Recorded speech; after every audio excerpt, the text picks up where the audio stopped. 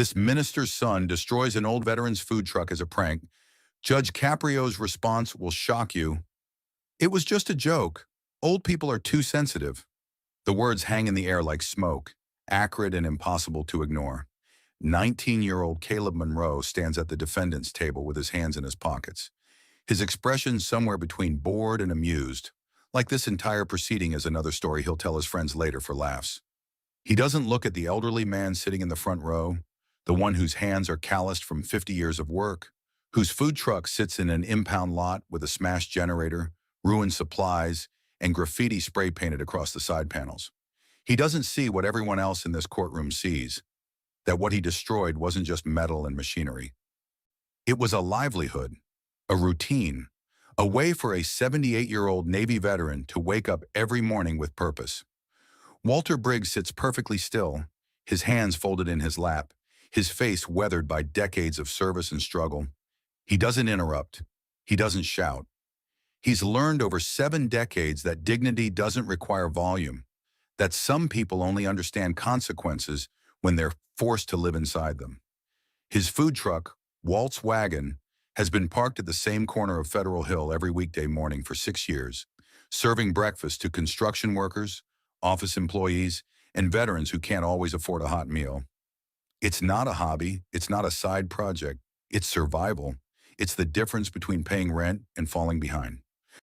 And when Caleb and his friends decided to film a prank for their social media channel, when they disconnected the propane lines, dumped trash inside, spray-painted obscenities across the serving window, and kicked in the generator housing, they didn't just vandalize property. They erased a week of Walter's income. They stole his ability to serve the community that depends on him. Judge Frank Caprio has already read the file.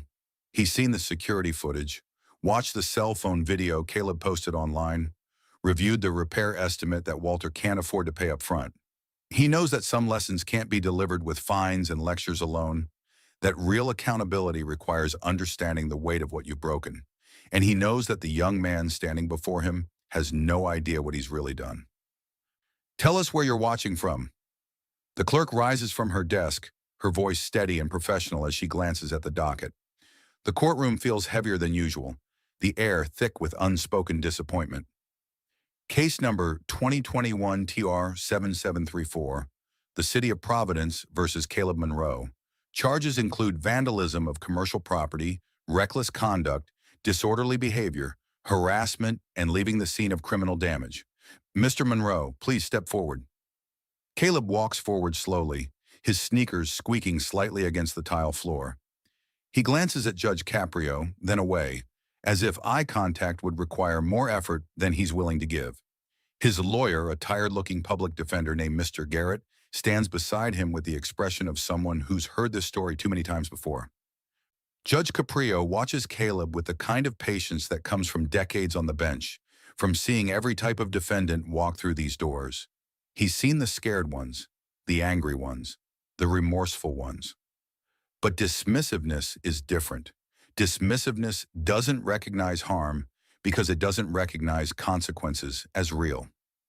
Mr. Monroe, he begins, his voice gentle but firm. Do you understand the charges that have been read against you? Caleb shrugs, the gesture so casual it borders on disrespectful. Yeah, I get it. But it wasn't like we burned the thing down or anything.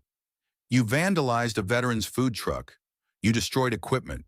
You caused significant financial damage. And according to the police report, you filmed the entire incident and posted it online. Is that correct? Caleb shifts his weight, his jaw tightening slightly. It was content. We thought the truck looked abandoned. We didn't know someone still used it. Judge Caprio leans forward slightly, his hands folded on the bench. The truck was parked legally in a permitted commercial spot. It had business hours posted on the side. Mr. Walter Briggs, the owner, had left it there overnight as he does every evening. So help me understand. What made you think it was abandoned? Caleb hesitates, then shrugs again. I don't know. It looked old, rusty, like nobody cared about it.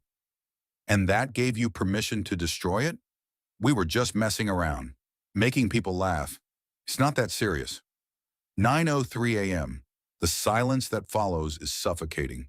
Officer Riley, the bailiff, shifts his weight slightly, his expression hardening. Ms. Ortega, the clerk, looks down at her papers, her lips pressed into a thin line. And Walter Briggs sits perfectly still, his hands gripping his knees just a little tighter, his face betraying nothing, though his eyes carry the weight of someone who's been dismissed and underestimated his entire life. Judge Caprio doesn't raise his voice. He doesn't need to. Mr. Monroe, we're going to hear testimony from the responding officer, from witnesses, and from Mr. Briggs himself. I want you to listen carefully, and I want you to think about what just messing around means to someone whose livelihood depends on that truck. Can you do that? Caleb nods, but there's no conviction in it. He's already thinking about his phone, already planning what he'll tell his friends, already minimizing this in his mind. Officer Lane, please approach. Officer Marcus Lane steps forward from the side of the courtroom, his uniform pressed, his expression professional, but carrying an edge of frustration beneath the surface. He's been a municipal officer for 12 years, and this case has stayed with him in ways most property crimes don't. Officer Lane, can you describe what you observed on the morning of August 6th? Officer Lane nods, pulling a small notepad from his belt. At approximately 6:47 a.m., I responded to a vandalism report at the corner of Atwells Avenue and Dean Street. When I arrived, I found Mr. Briggs standing beside his food truck, which had been severely damaged. The serving window had been spray-painted with obscenities. The generator housing had been kicked in, rendering it inoperable. Propane lines had been disconnected. Food supplies that had been stored inside overnight were scattered across the pavement. The estimated damage exceeds $4,200. Judge Caprio makes a note. And were you able to identify the individuals responsible? Yes, Your Honor. Mr. Monroe posted a video of the incident to his social media account approximately 3 hours after it occurred. The video showed him and two other individuals vandalizing the truck while laughing and making jokes. One of them said, quote, "This is going to go viral." Another said, "Who even uses these things anymore?" The video was titled "Prank Gone Wrong" with laughing emojis. Caleb's face flushes slightly, but he doesn't speak. What was Mr. Monroe's demeanor when you contacted him? Officer Lane glances at his notes, though he doesn't really need to. The interaction is burned into his memory. Initially, he was defensive. He said it was just a prank, that they didn't mean any harm. When I explained the extent of the damage and informed him he'd be charged, he said, "It's just an old food truck. The guy probably has insurance." He showed no remorse, no concern for Mr. Briggs. He asked if I could delete the video from his account so it wouldn't affect his follower count. Clerk log excerpt, case 2021 TR 7734. Responding officer, Lane, incident type, commercial vandalism, criminal mischief. Property description, mobile food service unit, Waltz wagon. Damage itemized, generator 18800, propane system 450, food supplies 380, exterior paint 620, serving equipment 950. Total estimated damage, $4,200 defendant attitude upon contact. Dismissive, minimizing, no accountability. The courtroom is so quiet you can hear the hum of the fluorescent lights. Judge Caprio's expression doesn't change, but there's something in his eyes, disappointment, maybe, or sadness at how someone so young has learned to treat other people's struggles as entertainment. "Mr. Monroe," he says slowly, "Officer Lane says you showed no remorse. Is his account accurate?" Caleb swallows hard, then tries to laugh it off. "I mean, I felt bad when I saw how upset the guy was. But we didn't plan to hurt anyone. We were just bored. It was supposed to be funny." Funny to whom? To our followers. To people watching. It's just content. Everyone does stuff like this. Everyone destroys people's property and calls it content? Caleb shifts uncomfortably. Not destroy, just mess with. Like a prank. People prank each other all the time. Judge Caprio sets his pen down carefully. A prank is putting salt in the sugar bowl. A prank is hiding someone's keys. What you did was vandalism. What you did was criminal damage. Those aren't the same thing. Do you understand that?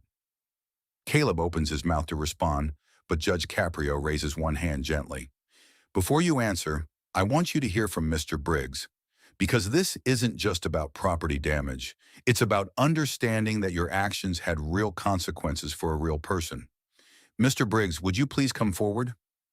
Walter rises slowly from his seat, his movements careful and deliberate. He's a tall man, though age has stooped his shoulders slightly, and his hands shake just a bit as he grips the railing for support. He settles into the witness chair with quiet dignity, his eyes meeting Judge Caprio's with the kind of respect earned through a lifetime of service and hard work. "Mr. Briggs," Judge Caprio says, his voice softening, "thank you for being here. I know this isn't easy. Can you tell us about your food truck?" Walter takes a breath, his voice rough but steady.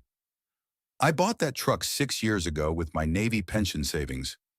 After my wife passed, I needed something to do, something to get me out of the house. I'd worked in the mess on a destroyer for 4 years during my service, so I knew how to cook. Figured I could make decent breakfasts, keep the prices low, help people start their day right." He pauses, his hands folded in his lap. "I park at the same spot every weekday morning at 6:30. By 7, yeah, I've got a line. Construction workers, office folks, veterans from the VA clinic down the street who can't always afford a hot meal. I charge $3 for eggs and toast, $4 for a breakfast sandwich. I'm not getting rich, but I'm making enough to pay my rent, keep the lights on, and serve people who need it." Text message screenshot, August 6th, 1:14 a.m. "Yo found this random food truck, bout to make the funniest vid. Bro, the old dude freaked out. This is def going viral, el may oh woo." Judge Caprio looks down at the messages, then back at Caleb. Caleb is staring at the floor now, his jaw tight, his arms crossed defensively. "Mr. Briggs, can you explain what happened when you discovered the damage?" Walter's voice cracks slightly, just for a moment. "I got there at 6:30 like always. Pulled up and saw the spray paint first. Then I saw the generator kicked in. The propane lines were hanging loose. All my prep supplies, eggs, bread, bacon, coffee, were dumped on the ground. Ruined. I stood there for 20 minutes just trying to understand why someone would do this." He looks at Caleb for the first time, and there's no anger in his expression, just sadness. "I called my regulars, told them I couldn't serve that day. One of them, a guy named Tommy who comes every morning, he's a vet, lives in a shelter, he started crying, said breakfast from my truck was the one thing he looked forward to, the one thing that made him feel like a person, and I had to tell him I couldn't help him because someone thought my work was a joke." His voice strengthens. "This truck isn't a hobby, it's my purpose. It's how I pay rent. It's how I serve people who serve this country. And when you destroyed it, you didn't just break metal, you broke my ability to do what I'm supposed to do." Voicemail left for Walter Briggs, August 6th, 7:42 a.m. "Hey Walt, it's Danny. I came by this morning and saw what happened to your truck. Man, I'm so sorry. I know you put everything into that thing. Listen, me and some of the guys want to help. We can chip in for repairs. Just let us know what you need. We depend on you, brother. Don't give up on us." The weight of Walter's words settles over the courtroom like a blanket, heavy and inescapable. Caleb's arms have uncrossed slightly, his posture less rigid than before. Judge Caprio watches him for a moment, then turns back to Walter. "Thank you, Mr. Briggs. I know that wasn't easy to share." Walter nods, returning to his seat with the same quiet dignity he carried forward. Judge Caprio picks up the repair estimate, scanning it briefly before looking back at Caleb. "Mr. Monroe, the cost to repair Mr. Briggs's truck is $4,200. That's not including the lost income from the days he couldn't work. That's not including the customers who went hungry. That's not including the emotional toll of having your life's work treated as entertainment. That's just the metal and machinery. But you didn't vandalize metal. You vandalized someone's livelihood. You vandalized someone's purpose. Do you understand that?" Caleb's voice is small when he finally speaks. "I didn't think about it like that." "No, you didn't think. You saw something you assumed was worthless and decided to destroy it for views. You prioritized your follower count over another human being's dignity. That's not a prank. That's cruelty." Micro timeline, August 6th, 1:03 a.m. Mr. Monroe and associates arrive at Atwell's Jardine intersection, 1:07 a.m. Vandalism begins. Filmed on cell phone, 1:19 a.m. Defendants leave scene, 4:32 a.m. Video posted to social media with caption, "Prank gone wrong." 6:47 a.m. Mr. Briggs discovers damage, calls police 8:15 a.m. Officer Lane identifies defendants via social media. 9:40 a.m. Mr. Monroe taken into custody. Judge Caprio sets the estimate down and leans back in his chair, his expression thoughtful. He's not angry. Anger would be easy. Anger would be quick and cathartic and over in minutes. What he feels is something deeper, a desire to help this young man understand something he's clearly never been taught. That other people's struggles aren't content. That dignity isn't something you perform. It's something you protect in others. That responsibility means recognizing the weight of your actions before you take them. Mr. Monroe, I'm going to ask you some questions, and I want you to answer honestly. Can you do that? Caleb nods slowly. Who depends on you right now? Who relies on you to show up every day? Caleb thinks for a moment. I don't know. My parents, I guess. My friends. And if you disappeared tomorrow, if you couldn't fulfill your responsibilities, what would happen? My parents would be disappointed. My friends would move on. Now imagine you're 78 years old. You've served your country. You've lost your wife. You've built something from scratch that gives you purpose and helps others. And someone destroys it for entertainment. How would that feel? Caleb's eyes are shining now, tears threatening to spill over. Devastating. Hopeless. That's what you did to Mr. Briggs. You took his hope. You took his purpose. You took his ability to serve people who depend on him. And then you bragged about it online. Why? I don't know, because I'm an idiot. Because I didn't think. Because I'm used to everything being a joke. But life isn't a joke, Mr. Monroe. Actions have consequences. People have value. And when you treat someone's livelihood as content, you're saying they don't matter. That their struggle is your entertainment. Is that who you want to be? Caleb's voice breaks. No. God, no. I'm so sorry. Like this video if you missed Judge Caprio. Judge Caprio picks up his pen, making notes on the file in front of him. The courtroom is completely silent, everyone waiting to hear what comes next. Mr. Monroe, here's what's going to happen. You're going to pay full restitution for the damage to Mr. Briggs's truck. $40 and $200. I don't care if you have to work 3 jobs or sell everything you own. You broke it, you fix it. You're going to complete 180 hours of community service assisting food insecure veterans. You'll work at shelters, food banks, and mobile meal programs. You'll see the faces of people like Tommy, who depend on services like Mr. Briggs's truck. You'll understand what you took away. Caleb nods, tears now running down his cheeks. You're also going to write a formal letter of apology to Mr. Briggs, not a generic, I'm sorry, but a real, thoughtful reflection on what you've learned and how you plan to do better. And you're going to write a reflective essay about this experience, which you'll submit to the court for review. Case file note, investigator summary. Defendant demonstrated pattern of minimizing behavior. Social media history shows multiple prank videos targeting vulnerable individuals. Recommend intensive educational intervention, focusing on empathy development and community service with direct victim interaction. Judge Caprio continues, his voice steady. Finally, you're going to work directly with Mr. Briggs for 30 days once the truck is repaired. You'll arrive at 5:30 a.m., you'll help him prep, you'll serve customers, you'll clean equipment, you'll do whatever he asks, and you'll learn what it means to build something instead of tearing it down. Sentencing timeline, restitution, $40 and $200, truck repairs, due within 60 days, community service, 180 hours at Veterans Food Services, written apology submitted within 2 weeks, reflective essay, 1,500 words minimum, submitted within 4 weeks, supervised work, 30 days assisting Mr. Briggs, court review November 6, 2021. Caleb wipes his eyes, his voice shaking. Your Honor, I'll do all of it, I promise. I'm so sorry for what I did. I didn't understand. But I do now. I believe you. But more importantly, I hope you'll take this seriously, not just because the court is requiring it, but because you genuinely want to make things right. Mr. Briggs, do you have anything you'd like to say? Walter looks at Caleb, his expression neither forgiving nor condemning, just honest. I don't need grand apologies. I just need to know you understand. that people's work matters, that their purpose matters, that when you take that away, even as a joke, you're taking something they can't always get back. I hope you learn that. I really do. Caleb nods, unable to speak through his tears.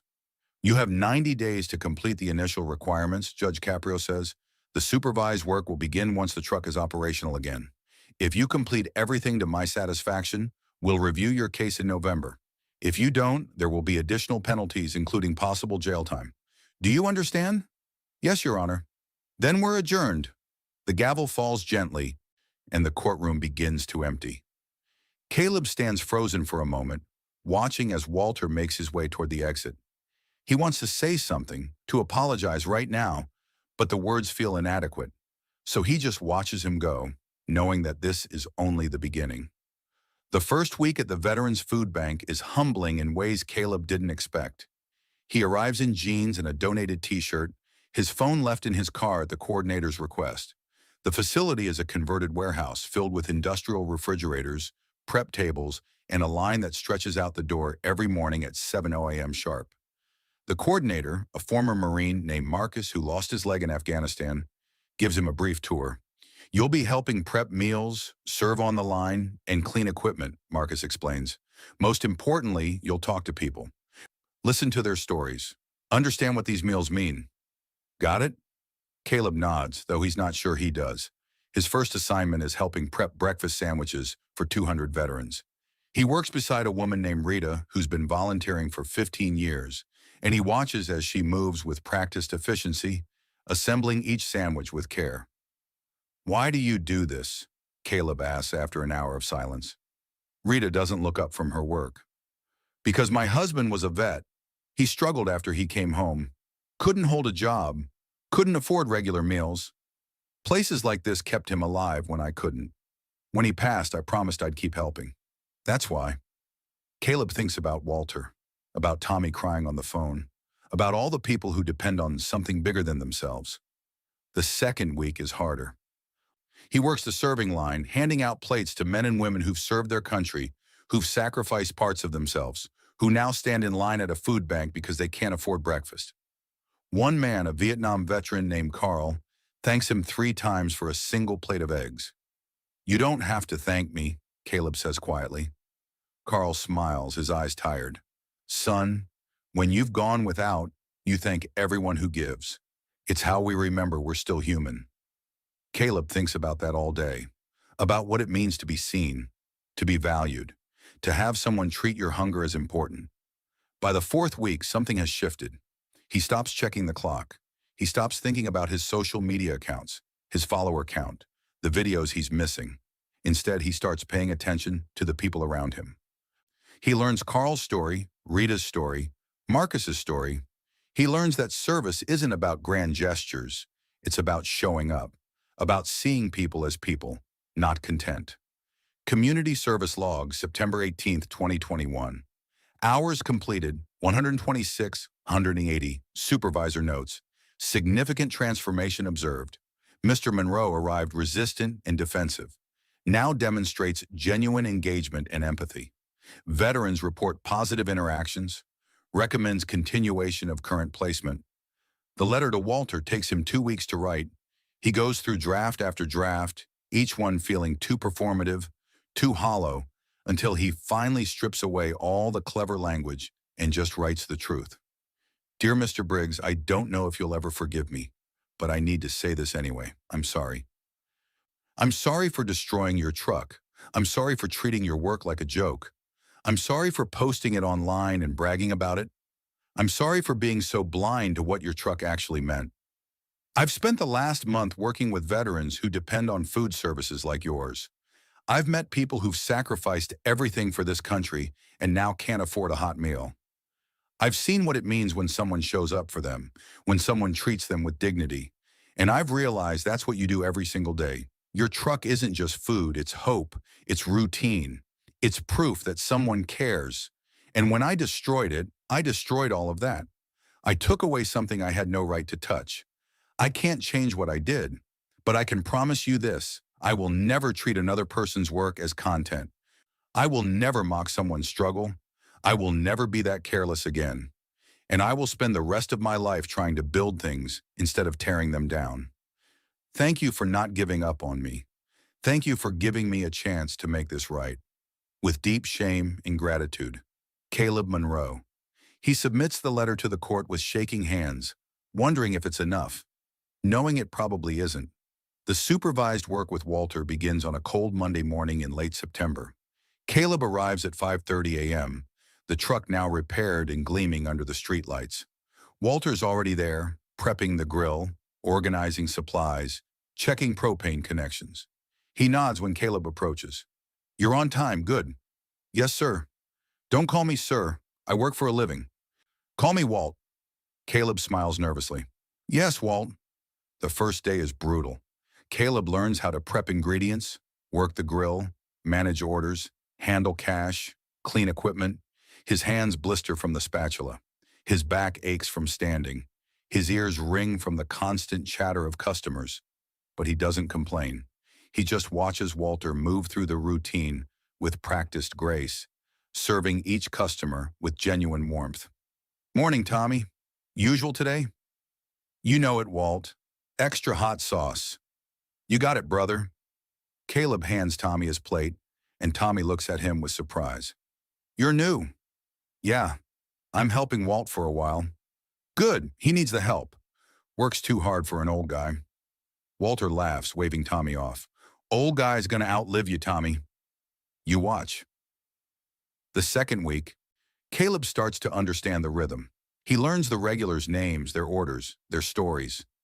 He learns that Danny is a construction foreman who always tips an extra $1, that Maria is an office manager who rushes from her night shift to grab breakfast before her kids wake up, that James is a veteran who never speaks but always nods in gratitude. Why don't you raise your prices? Caleb asked one morning during a lull. You could make more money. Walter shakes his head.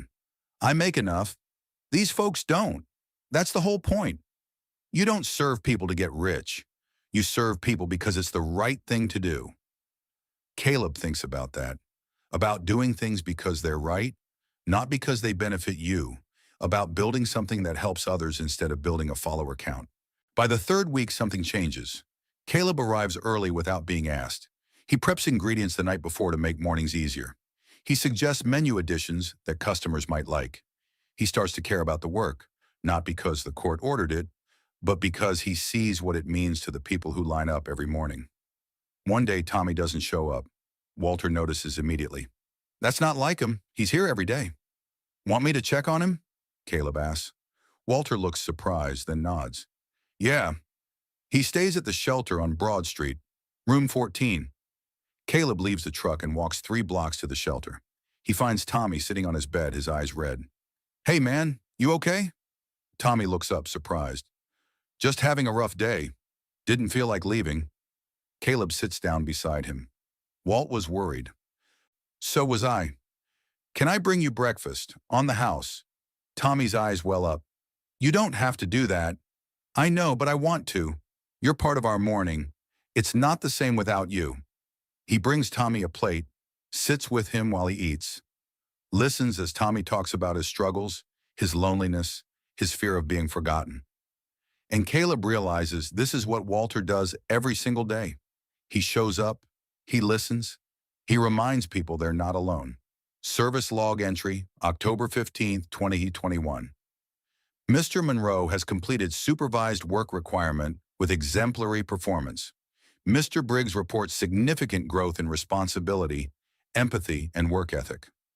Mr. Monroe voluntarily extended hours beyond court requirement and demonstrated genuine care for customers. Recommend positive review at November hearing. November 6, 2021.